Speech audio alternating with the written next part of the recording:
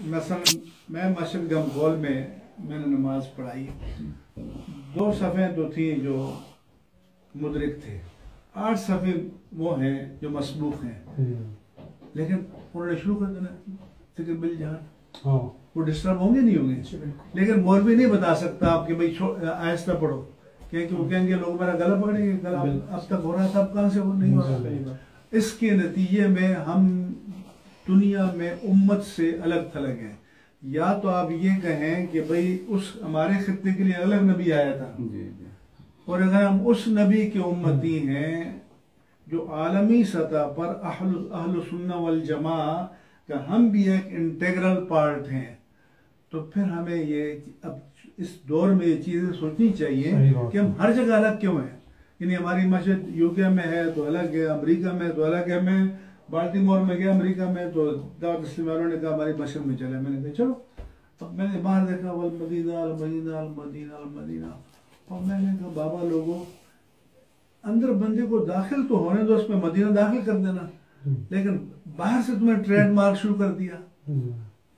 अच्छा, अब ये अल मदीना दीन तो हुजूर से है ना, साहबा इकराम ताबीन तबा ताबीन, उस वक्त ये चीज क्यों नहीं थी? तो आप लोग जो हैं, हमें एक इज्तिमाई तजदीदी तहरीक की जरूरत है कि ताकि हम इससे निकलें। उसके लिए जुर्रत की जरूरत है ना बात करने की, कि भाई ये नमाज के बाद जो आप बुलंद आवाज से पढ़ते हैं, जरा इसको आहिस्ता भी कर लें तो कोई हर्ज नहीं होगा।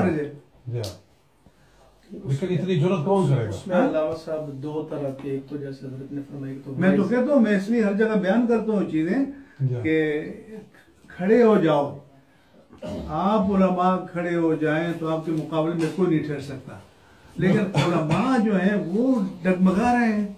मैंने किबला बयान किया था कि ये जो बहश्ती दरवाजा, जन्नती दरवाजा, एक तस्वर हमने बना लिया है अवाम ने, कि वो समझते हैं कि मन दाखिल अल बाबा फकत दाखिल जी, वो अपने आप को कतई जन्नती समझ लेते हैं, और उसके लिए वो 2-2 दिन लाइन में खड़े रहते हैं, ना नमाज ना वुजू ना कुछ जी, और क्या हो रहा है जी, जन्नत में जा रहे हैं बगैर वुजू के। अभी तो मैंने इसका रद्द किया, ठीक ठाक किया, अवाम में किया है, बताया लोगों को कि ये गलत तस्वुर है जी। अब मैं टीवी में बताता रहा हूँ इस साल, और अभी बताता हूँ कि जितनी चादरें मज़ारात पर चढ़ाई जाती हैं, ये इसराफ है या नहीं है? सही है, इकराम के लिए चादर काफी है। अब 25-25 चादरें, 50-50 चादरें चढ़ाई जा रही हैं। अच्छा, औकाफ वाले क्या कहेंगे कि वजीर साहब के उसके गले में डाल दिया। अरे भाई, आप उसके मालिक ही नहीं है, आप कैसे दे रहे हैं? और फुकहा ने लिखा है कि वहाँ जो चीजें कपड़े दें फुकरा के वहाँ का। अब इस चादर के साथ फुकरा क्या करेंगे? तो साहिब मज़ार के इकराम के लिए एक चादर चढ़ा दी, और उसको हम इस्तेमाल करते हैं बैतुल्लाह के खिलाफ से कि अलामत तकरीम है। लेकिन अब ये तो नहीं है कि 25 चादरें 50 चादरें हर जगह।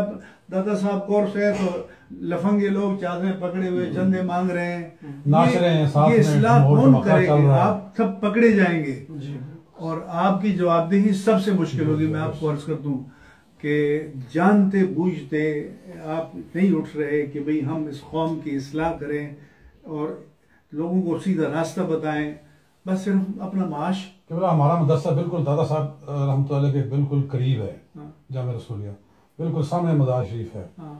वहाँ जब भी उर्स का मौका आता है ना, ये ढोल ढमक्का सिलसिला शुरू हो जाता है। सारी सारी रात चादरें गुजरती रहती हैं, नाच रहे हैं, ढोल धमक्का कूद रहे हैं, म्यूजिक के साथ वो उसको ले जा रहे हैं। हम लिख के दिया था कि ये फतवा जारी करो, और मैंने कहा कि ये शहबाज तुम पकड़े जाओगे, हमारा काम मसला बयान करना है। अब मैं आपसे कहता हूँ कि जितनी हमारे हजरत आरास की तकरीबात जो है ना, उसका 0 यूटिलाइजेशन है।